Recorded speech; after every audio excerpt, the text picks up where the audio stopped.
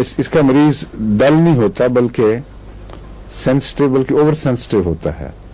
हेपर self का जो मिजाज है सराउंडिंग को भी और कंपनी को, हर चीज को ये महसूस करता है नुमाया।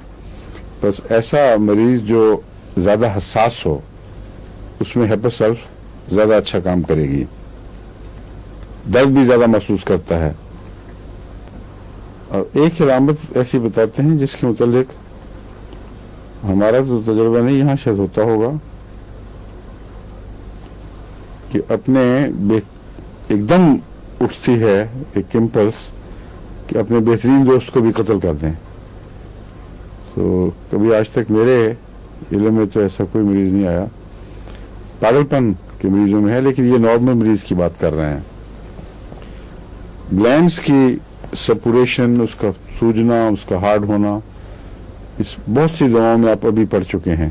किलकेरिया की दवाओं में, कार्बन की दवाओं में, सब में ग्लैंड्स की इंड्यूरेशन आपने नुमाया तौर पर पढ़ी है। और हेपर सेल्फ में भी ग्लैंड की बहुत ज्यादा है नुमाया सूजना ग्लैंड्स का, यानी हुदूदें सूज जाना और सूज के वहां ठहर जाएं और फिर अगर वो मुस्तकिल ठहर जाएं तो उनका इलाज और है। पहले मैं आपको बता चुका हूँ कई दवाएं।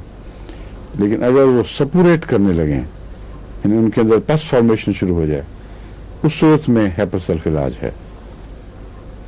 और किलकेरिया कार्ब भी, उसको भी नहीं भूलना चाहिए। वो गहरे फोड़ों के लिए भी आपको मैंने बताया था, किलकेरिया कार्ब बहुत अच्छी दवा है।